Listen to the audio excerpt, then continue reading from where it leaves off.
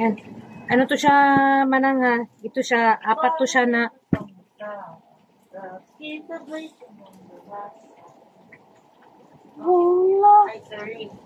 Apat to siya na cups manang. Tapos, butangan siya ka ng kuan. Inani lang na kutsara akong gamit, oh. Yan. 2 kutsara ang ilagay ko sa upat ka cups, 2 kutsara lang. Tapos, kani siya, iodized salt ni. So, kuha ra kag gamay, tapos ana ra oh, tapos ibutang yan.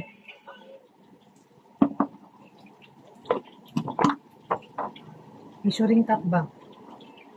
Tapos, yan. Haluon na to, haluon.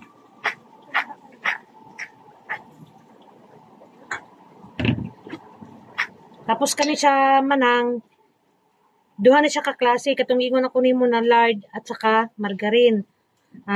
1/2 cup na margarine, tapos 1/2 cup pod na lard. Tapos gikan ni siya sa rep, gibutan ako ni siya sa rep para dili humok. Oo, dili siya humok. Tama lang yung ano niya.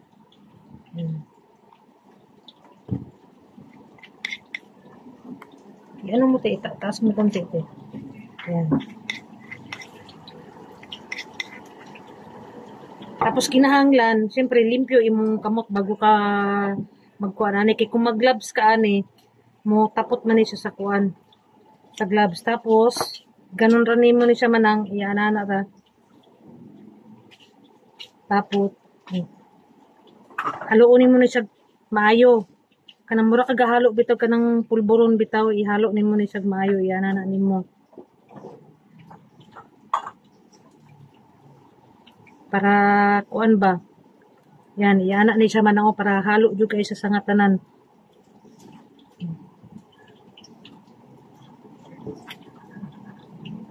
Usara ni siya sa ka-mixture manang ha, ano lang siya. 4 ka cups.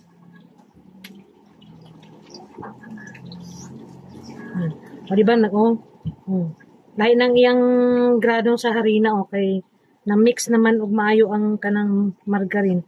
Basta i-mix dun mo siya maayo manang. Basta ang margarina ibutang sa rep manggod kay bisag ka nang sa baba lang dili sa freezer. Yan. Tapos pagtan-aw nimo na kuan na siya, tawag ito, kanang nahalo na kay siya, nawala na yung mga margarine na ano, pwede na nato siya butangan og kanang tubig.